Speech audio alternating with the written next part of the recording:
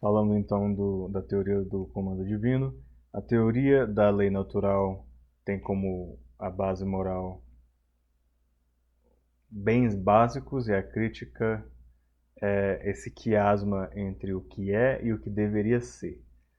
Porque é muito fácil dizer que determinadas coisas são assim, mas o pulo do gato tá, ok. Será que porque as coisas são, significa que as coisas deveriam ser?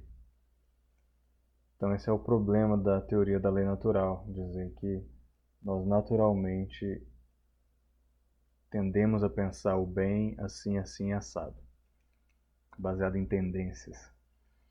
Ética, virtude. A ética da virtude, ela tem como base moral os traços de personalidade, os traços do seu caráter, e a crítica é porque ela acaba entrando em situacionismo da psicologia, uma psicologia situacional. Então ela é uma ética variável, de certa forma. A deontologia tem como base o imperativo categórico da filosofia grega, e essa crítica é que ela é muito inflexível moralmente. Já o utilitarianismo tem como base as consequências comportamentais, mas a crítica é que é muito comum que se chegue com base nessa lógica utilitarianista em conclusões repugnantes. A gente acaba dizendo que determinada coisa é mais ética ou é moralmente aceitável e tal coisa é nojenta. E existe bastante espaço para isso no utilitarianismo. Eu, quando estudei ética no seminário, o livro que a gente usou foi o livro do John Frame, em ética. Ele trabalha junto com o John Poitras, que é um excelente acadêmico, e ele traz o perspectivalismo, o perspectivismo, e ele explica a forma de pensar a ética dele da seguinte forma. Ele diz que a ética secular ela pode ser colocada mais ou menos em três baldezinhos. O baldezinho existencial, que é uma ética baseada nos julgamentos que a gente faz com base no nosso sentimento. Então, como nós nos sentimos, assim avaliamos. Tem também o baldezinho teleológico, que foca na felicidade, que é a teleologia, o fim de determinada coisa. Se o resultado é mais felicidade ou mais prazer. E existe a ética deontológica, que tem o foco nos deveres, o que deve ser feito. Já o Frame vê esses três baldezinhos como existenciais, situacionais, essa teológica vai para situacional, e normativas.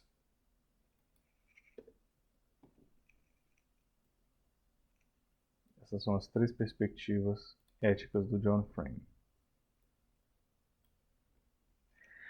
E ele diz que elas falham de várias maneiras em explicar a natureza das decisões éticas. O problema é que a maioria desses eticistas acaba tentando separar as três perspectivas uma das outras.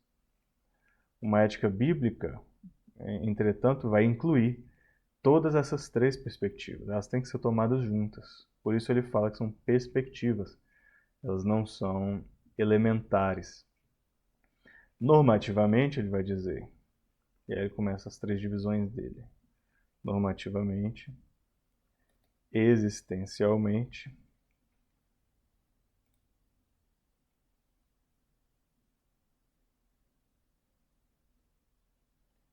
e situacionalmente. Essa é a ética do John Frame. Normativa, situacional e existencial. Tá aqui essas três. Normativamente, a gente busca obedecer a palavra autoritária, a palavra de autoridade de Deus, que é a lei de Deus. Em termos de situação, situacionalmente, nós buscamos aplicar essa lei às situações que são elas mesmas uma espécie de revelação, que é a revelação geral. E a gente faz isso situacionalmente para maximizar bênção, maximizar felicidade. Já existencialmente, a gente busca satisfação interior. a satisfação de viver como Deus projetou a gente para viver, na presença dele. Essas então são 3 perspectivas, cada uma envolve as outras, mas cada uma serve também como um freio, como um equilíbrio contra os maus entendidos das outras. Então, o perspectivismo resolve muitos argumentos teológicos tradicionais, desses que perguntam, ok, a história redentora é mais importante do que a lei divina?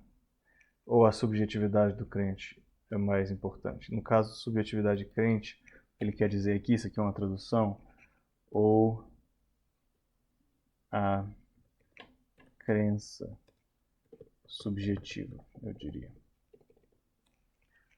Ou a crença subjetiva. Situação, lei divina, normativa, ou crença subjetiva existencial. Você precisa que cada um aprecie os outros, cada ângulo aprecie o outro ângulo, cada perspectiva dê espaço para outra. Então esse fato tem implicações para pregação, evangelismo e como a gente apropria a Bíblia. Eu trouxe isso então para que os meus alunos considerassem usar na produção midiática dele, na análise de mídia, esse perspectivismo, para que tudo aquilo que eles consumissem ou produzissem pudesse ser avaliado segundo a normatividade, a situação e o fator existencial. Ou seja, esse produto de mídia busca obedecer à autoridade de Deus? Qual é a compatibilidade dele com a lei de Deus?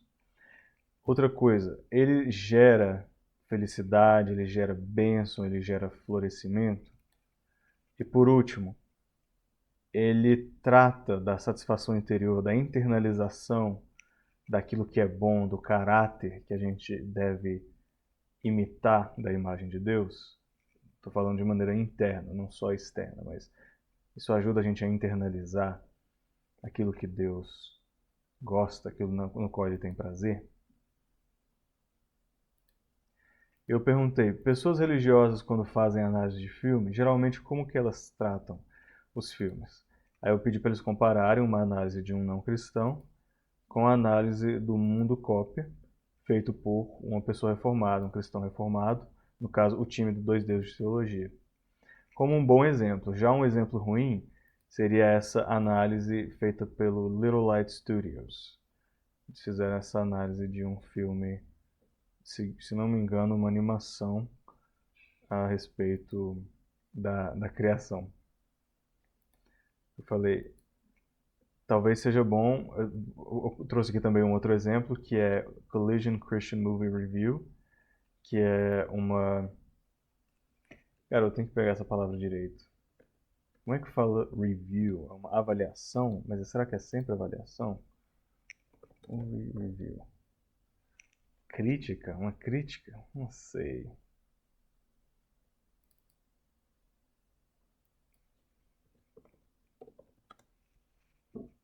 Tá aí, revisão.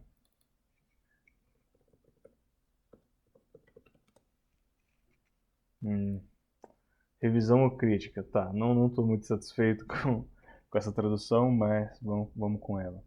Então eles fazem essa crítica, ou essa revisão, do filme Turning Red, que é aquela animação.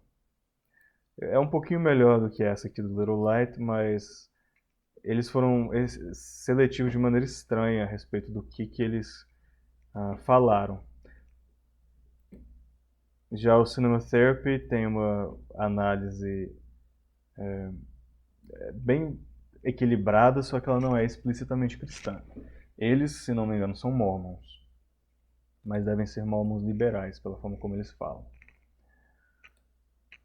E o que eu falei sobre seletividade? É comum que pessoas que analisam filmes, segundo a cosmovisão cristã, foquem em nudez, foquem em certas drogas, foquem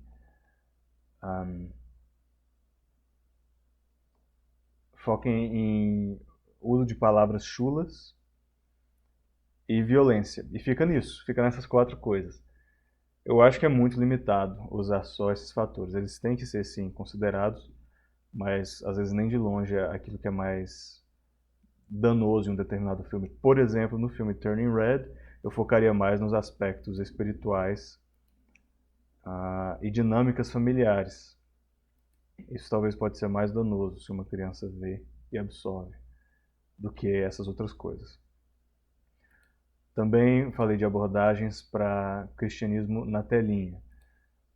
Eu mostrei essa entrevista com o diretor Tyler Smith sobre a indústria cinematográfica. É uma entrevista bem legal, ela ela trata de coisas que nós mesmos já intuitivamente percebemos. E uma entrevista também com o diretor do The Chosen, que é o Dallas Jenkins, um cara perguntando, e por que é que produção midiática cristã, por que é que filmes cristãos são tão ruinzinhos? Por que eles são tão água com açúcar, às vezes faltam tanta qualidade? E aí eu dei essa lista também de leitura de filmes cristãos desde 1912 para os meus alunos que nunca ouviram falar de muitos filmes darem uma olhadinha. É uma lista interessante, você pode dar uma olhada depois. Falei de como a teologia é representada nas telas. Passei a tratar de filmes sobre a Bíblia, por exemplo. Tem uma série de TV sobre narrativas bíblicas famosas, que chama The Bible, feitas pelo Reese and Spencer. Também há filmes do Martin Scorsese a respeito o filme Silence, o filme Silêncio. É um filme que está retratando o cristianismo, não necessariamente por um viés cristão, em termos de diretor, de direção, de script, mas é um retrato muito bem feito, tecnicamente falando, muito bem escrito. E há uma crítica também filosófica interessante no filme. Um documentário também, segundo uma perspectiva reformada, a respeito de ética, que é bem antigo. Eu lembro que eu vi pela primeira vez esse documentário em uma escolinha dominical, uma pequena igreja presbiteriana aqui, que é Como Viveremos. E passei também leituras, que é um artigo que faz uma review, pronto, de novo aquela palavra, uma crítica ao diretor Lars von Trier, que, na minha opinião, eu até diria que ele é mais um diretor de pornografia, ele é um diretor pornográfico que também faz filmes comuns, filmes autorais, e, mas a crítica é mais do que isso, a crítica é mais bem feita, né? Ela lida com vários aspectos dos filmes do Lars von Trier. E o Stratton McSparran tem um livro que fala dos excessos, do mal e da voz profética do Lars von Trier. Então, falando daquilo que se pode afirmar, daquilo que é bom, daquilo que deve ser criticado.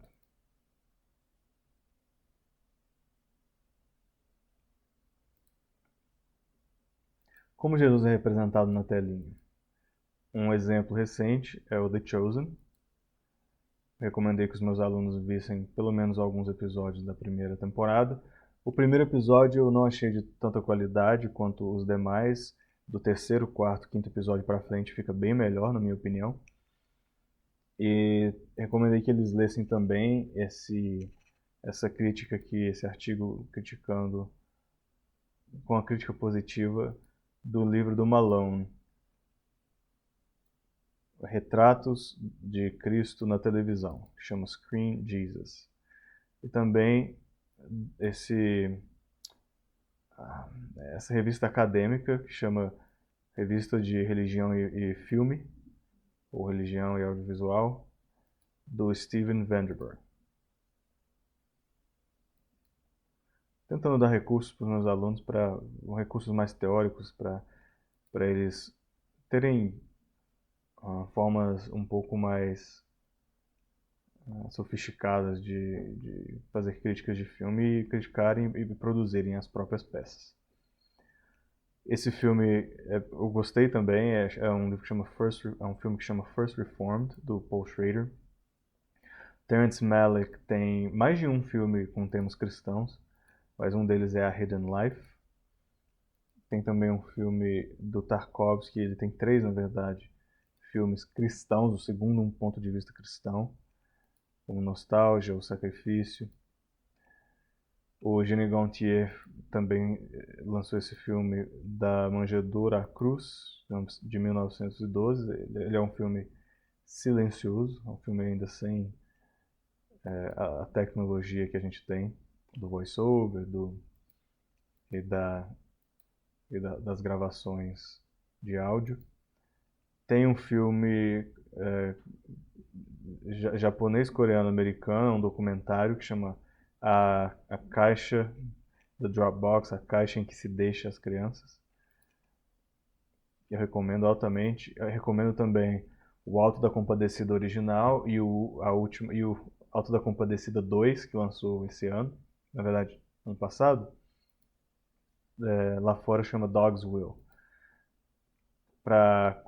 É uma forma muito genuína, legítima e perspicazmente retratada do catolicismo, da visão religiosa genérica, a religião católica cultural. O cristianismo cultural do Brasil é muito bem retratado no Alto da Compadecida. É escrito, né, pelo Ariano Suassuna. Também tem o filme Into the Dark, esses 3 capítulos aqui. E alguns artigos falando, de novo, do Andrei Tarkovsky. Se a gente fala de retrato do cristianismo no cinema, a gente tem que falar de Tarkovsky. A gente fala também de Malick, Terrence Malick, e desses outros diretores também se fala, mas principalmente Tarkovsky e Malick. Tem 3 artigos sobre o Malick e 2 sobre o Tarkovsky. Também existe a representação do cristianismo por meio de documentários. Esse documentário é bem feito, do Tyler Smith. Ele fala sobre como o cinema cristão tem emergido, que chama Real Redemption. E tem também um documentário, não segundo a cosmovisão cristã, na verdade, uma cosmovisão alternativa, até crítica, que chama O Ex-Xamã, O Ex-Cacique.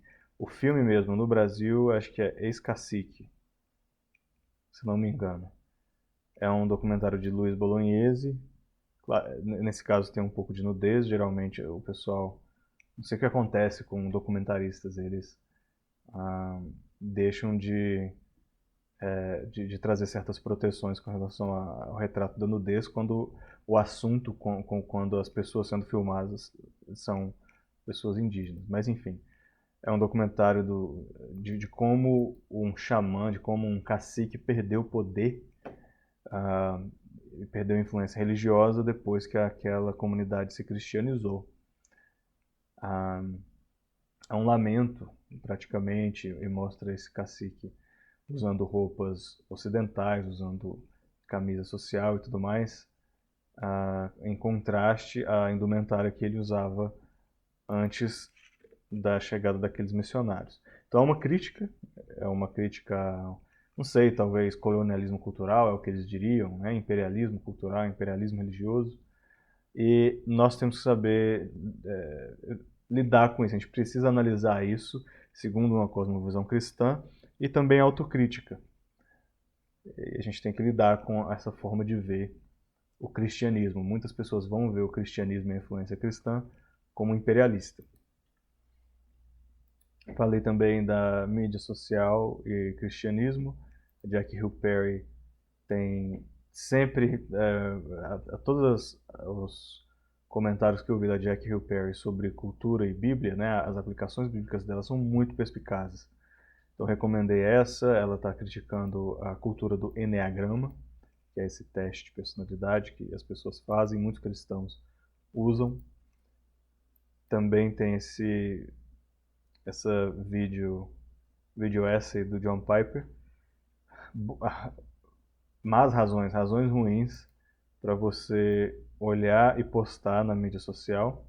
Eu quis trazer essa parte da mídia social porque a produção de mídia hoje em dia está mais relacionada ao que você coloca no seu celular ou na sua conta para pessoas verem no seu computador. Então, o curso tinha que ter também essa pegada. Trouxe esse documentário da Stacey Lee sobre como a Hillsong produz a sua mídia, como a Hillsong influencia pessoas. Eu já cheguei a visitar a Hillsong na Austrália, já cheguei no acampamento com eles e tudo mais, ver como é. Então, como que eles trabalham, a forma como eles trabalham. Esse documentário é do Joshua Harris, que na época escreveu um livro muito famoso que levou muitas pessoas a adotarem a corte, adotarem determinadas formas de relacionamento romântico dentro da igreja, que depois, às vezes elas foram duradouras e boas, mas muita gente foi machucada. E esse documentário é do Joshua Harris, que acabou deixando a fé, e ele basicamente pede desculpas. Ele quer fazer um apanhado dos depoimentos de pessoas que se sentiram lesadas por seguirem os conselhos dele. E, enfim, é interessante. Ele é um retrato cultural. Ele é uma obra mais sociológica. Ela não é feita segundo a cosmovisão cristã, mas ela retrata uma parcela da população e um produtor literário cristão. Outra recomendação que eu falei é que vejam esse post, né, 12 formas em que o seu telefone está te mudando. Você está sendo moldado pelo seu telefone dessas 12 maneiras, e ele traz sabedoria para pessoas que vão criar conteúdo na internet. Então, recomendo também que os alunos vejam. Eu não sei se Deep Focus é o canal, já tem um tempo que eu fiz esses slides, mas é uma forma de você engajar a cultura. Sim, do R. Johnson, o Detweller e Calloway, eles escreveram esse diálogo dos filmes e teologia, como engajar a cultura. Então são recomendações que eu trouxe na época e quis falar, a gente está falando de ética, uma forma fácil da gente lembrar, ou colocar categorias simples para a gente pensar ética. Tem a categoria da cabeça, do coração e das mãos. Na parte da cabeça, do que a gente pensa, do que a gente entende, o entendimento, a parte racional, ela vai além dos fatores sociopolíticos, econômicos e espirituais que historicamente moldaram os produtos de mídia. Se você saiu desse curso, eu falei para os meus alunos, com algum ganho na parte da cabeça, você começou a entender como Deus, como Satanás e outros espíritos sempre trabalharam na produção de mídia, sempre estiveram influenciando de uma maneira ou de outra as mídias sociais e as outras mídias. Se você foi transformado no seu coração, você então emocionalmente engajou as leituras, engajou as palestras e os materiais audiovisuais para entender o papel das afeições humanas na produção de mídia e no consumo de mídia. E você foi, como aluno, como aluna, conseguiu nomear, sentir e redirecionar suas próprias afeições e meditar nas emoções de Deus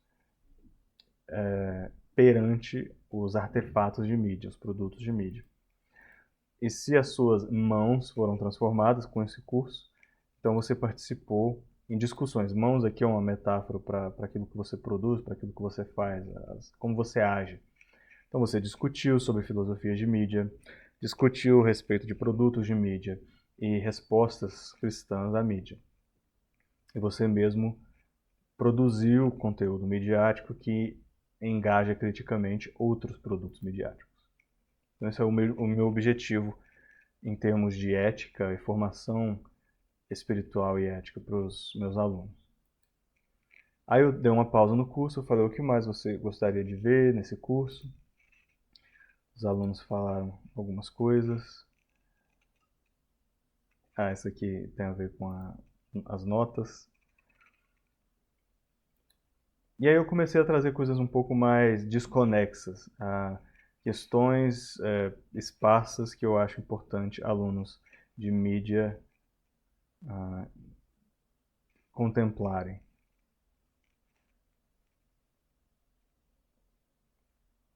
Deixa Deixa eu ver aqui. Isso aqui é um canal que sempre faz muito sucesso, do Mark Rover. Ele...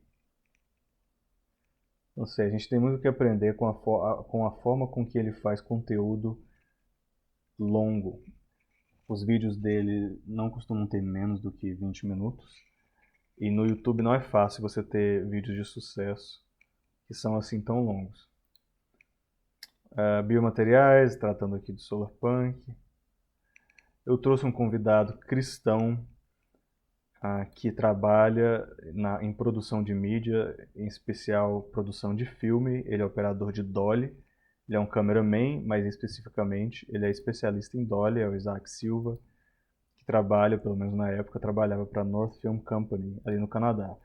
O Canadá é um hub de produção de filmes. É muito comum que, inclusive, vários filmes que você pensa se passarem em cidades estadunidenses, na verdade, foram filmados no Canadá. Um exemplo disso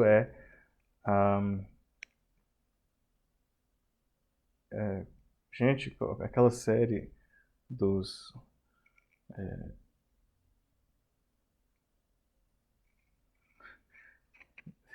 Tá me falhando muito a memória, mas com o... Deixa eu procurar aqui.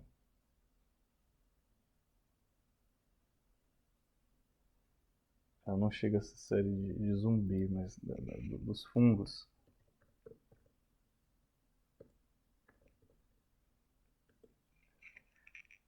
The Last of Us. O último de nós, né? The Last of Us. Meu Deus, minha memória. Então, a The Last of Us foi filmado no Canadá. E ela não se passa, né, no Canadá, mas foi filmada lá. Então, o Isaac Silva trouxe algumas fotos de sets nos quais ele trabalhou. Isso aqui é ele falando, não sei, com uma outra pessoa, um produtor, um diretor. As diversas locações e os equipamentos que ele usou. Ele chegou, deu essa palestra, falou como que é operar todo esse material e principalmente a Dolly, que nesse caso complexo, né? A parte mecânica, a parte técnica disso, que é alguns sets que ele operando a Dolly. Então tudo isso são fotos de sets que ele compartilhou com a gente. E ele está navegando, aprendendo a navegar essa vida, né, da produção midiática, produção de filme, sendo um cristão, segundo uma cosmovisão cristã. Chegou a hora do curso em que eu faço um resumo, tento trazer o arcabouço teórico, tento trazer o resumo teórico. E eu falei, olha, nesse curso nós falamos de uma ética de virtude que está conectada com a vontade do Pai, Filho e Espírito Santo. Ambos têm um prazer e um plano. O prazer é aquilo que eles que Deus, aquilo no qual Deus se agrada, e o plano é aquilo que Deus decreta. Uma visão reformada, né, da soberania de Deus é de que Deus planeja ou decreta movimentos da história que às vezes desagradam Ele mesmo. Então Deus vai contra o próprio prazer nas coisas que Ele decreta por algum mistério. A gente não sabe, é o problema do mal, né?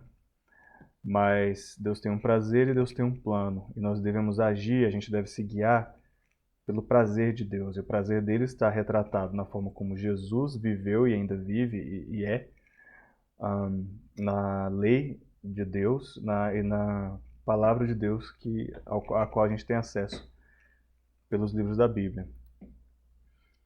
Falei então do mundo espiritual, o mundo dos Elohim, o mundo dos humanos e a terra e as criaturas. Esse é o mundo no qual a gente vive e eles se relacionam na sua história por meio do drama das escrituras, de Gênesis a Apocalipse, da criação, passando pela queda, que foi a injustiça, passando pela justificação, a época da justiça, com a ressurreição de Cristo, e a restauração futura de todas as coisas. Então, esses 4 atos da história redentiva. Falei da competição entre a visão de mundo humanista e a cosmovisão eclesiástica. e falei da filosofia. A filosofia traz ensinamentos e reflexões sobre ética, sobre estética, sobre metafísica e sobre epistemologia, tudo sustentado também pela lógica. Então, fazer filme, produzir filme e avaliar mídia em geral significa ter uma boa base filosófica. Nós precisamos entender como entendemos, que é a epistemologia, como sabemos das coisas. Nós precisamos de bom pensamento crítico, então a gente precisa aprender a aplicar a lógica. Nós precisamos entender que o mundo é mais do que o físico e que existem realidades além do que a gente vê, do que a gente consegue explicar. Existem ontologias, existem seres que não são facilmente observáveis, existe uma narrativa, existe uma intencionalidade para a criação do mundo, isso é metafísica. Existe a parte estética, que é bem comum, bem mais fácil até de se observar nos produtos de arte, porque muitos produtos de arte, por mais depravados que sejam, eles ainda assim conseguem um alto valor estético, eles conseguem ser bonitos, seja por meio de imagens, a manipulação das imagens, seja por meio da música, da arte. E então temos a ética, como avaliar obras e como fazer obras segundo uma visão de mundo e uma ética do prazer de Deus, mas também qual a ética, aprender não só analisar, mas aprender a identificar qual é a ética ou as éticas por trás de um produto midiático. E também falei da crise de confiança, principalmente com deepfakes. Hoje em dia, você abre qualquer produto midiático no seu celular ou na sua televisão, no seu computador, nós não sabemos mais, já é impossível saber se aquele filme, aquela gravação representa a realidade, se ela é como se fosse uma foto tirada de algo real, uma gravação de algo que de fato aconteceu, ou se ela foi manipulada, criada. Isso gera uma crise de confiança. Eu já não confio imediatamente, eu já tenho mais dificuldade em confiar em gravações por aí, gravações de vídeo ou de áudio, e de até gravações ou noticiários que passam clipes de reuniões governamentais, reuniões oficiais, clipes de presidentes dizendo, fazendo isso e aquilo, gravações de pessoas, de indivíduos dizendo determinada coisa. Qualquer pessoa pode pegar a minha voz, a minha imagem e manipulá-la para me fazer dizer qualquer coisa, ou até agir de qualquer forma. Então, você mesmo que está assistindo isso que eu estou dizendo, não tem como saber se eu mesmo, se esse Paulo existe, e se foi esse mesmo Paulo Caproni que disse isso, ou se o que eu disse aqui foi manipulado ou não.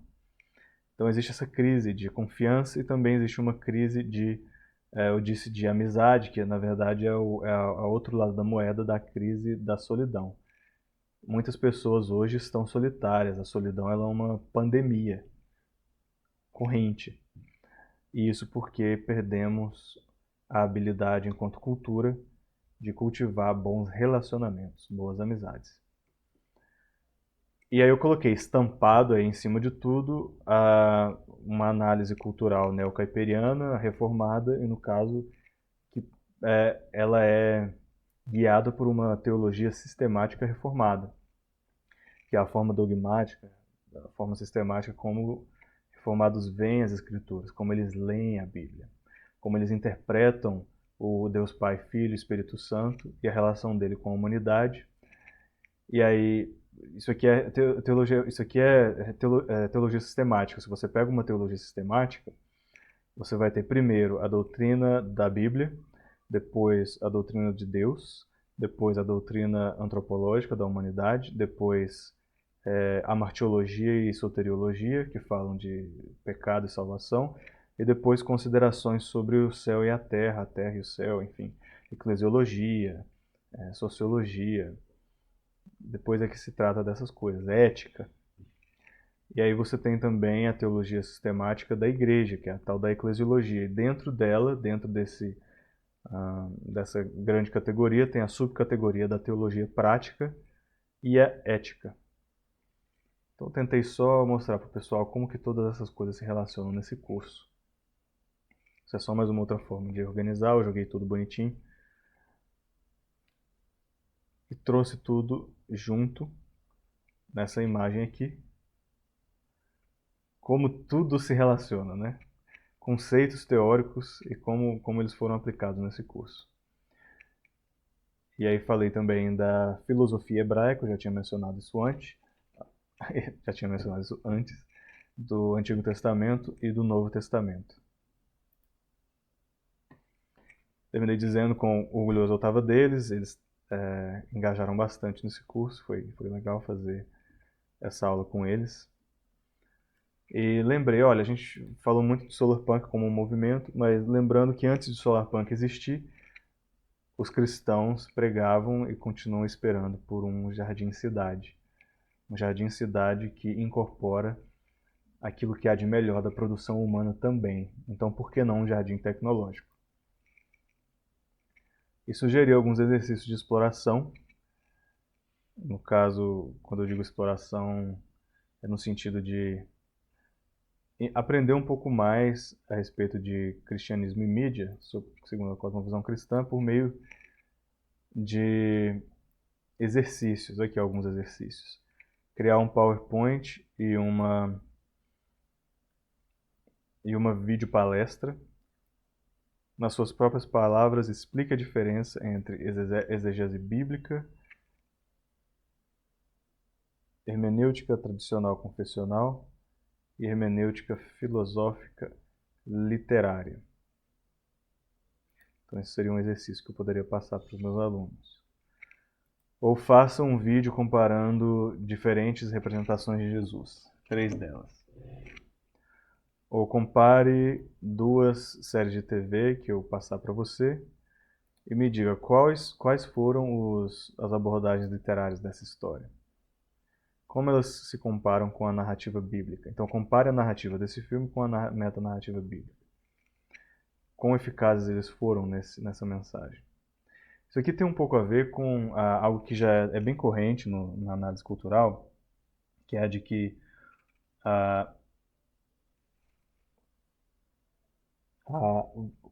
forma como roteiros se desenvolvem, ou seja, início, meio e fim, a preparação, clímax e conclusão, elas costumam seguir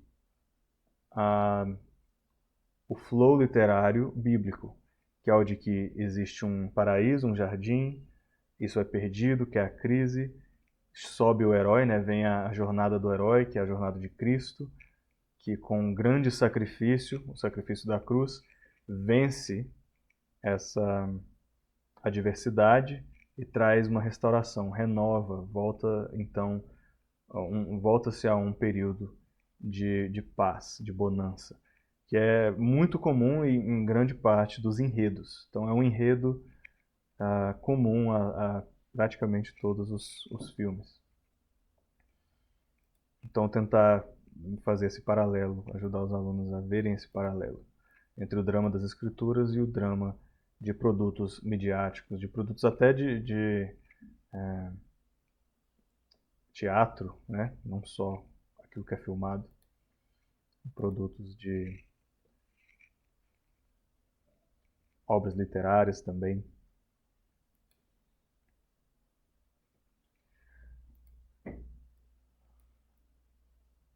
Eu pedi também, olha, se você quiser analisar um filme de uma perspectiva bíblica, compare uma análise que a inteligência artificial vai fazer, como que vocês diferem nas suas análises e tudo mais. Outras palestras que alunos podem fazer, o método da hermenêutica, da neutralidade hermenêutica. Análises abertas versus análises ideológicas. Hermenêutica e pensamento crítico, usando lógica formal e lógica informal. Dicotomia versus espectros. Teoria da argumentação e retórica contemporânea. aí usando The Fabelmans, que é esse filme, como ilustração.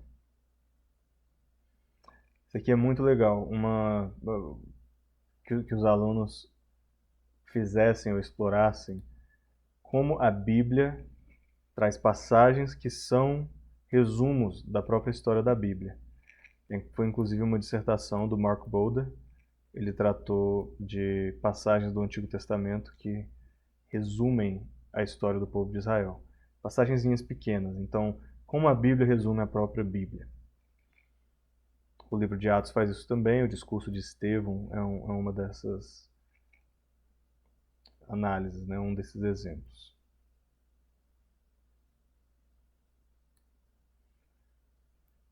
Lendo a Bíblia como história, eu até falei um pouco disso, né? Essa direção histórica para a análise literária da Bíblia, a Bíblia como literatura.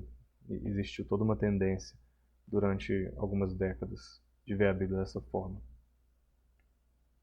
Diferentes formas de escrever história, Novo Testamento e Antigo, comparando as narrativas do Antigo com as formas narrativas do Novo Testamento. Parábolas como história. O Evangelho como meta-história. História e identidade. Por que é que Deus resolve se apresentar não só como Deus que tem nome X, mas o Deus que te trouxe do Egito, Deus que te livrou do Egito? Por que Deus se apresenta dessa forma? Por que a identidade dele ela passa a se conectar com o ato redentivo dele? Críticas de abordagens literárias para ler a Bíblia. Confissões de fé como histórias, como produtos midiáticos. O credo apostólico, evangelismo. Fatores éticos que devem ser considerados ao representar a fé na telinha. A gente deve representar, por exemplo, quando a gente representa um cristão, quando a gente escreve um personagem cristão em um filme, em, não sei, um post que a gente vai fazer, será que a gente tem a tendência de representar esse personagem, essa personagem, como uma santinha? Lembro da personagem, a Creusa, né? A Creusa, que era essa evangélica em uma novela. Será que todo crente, todo cristão tem que ser essa pessoa heróica, essa pessoa que não comete erros? Qual é a ética disso, de tratar, de representar cristãos como se eles fossem os santinhos?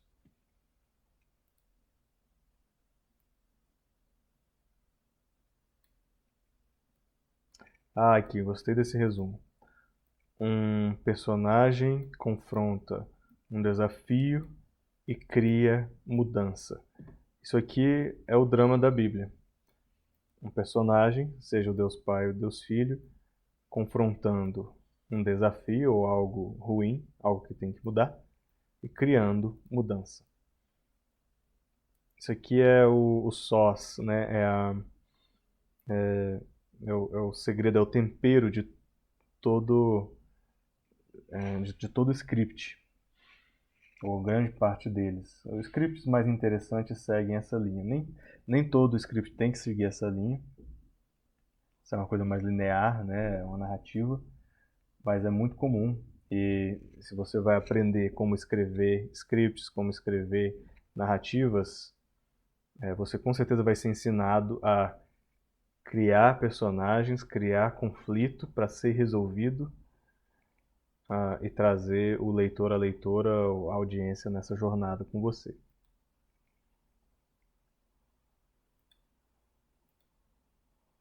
Isso aqui é uma repetição.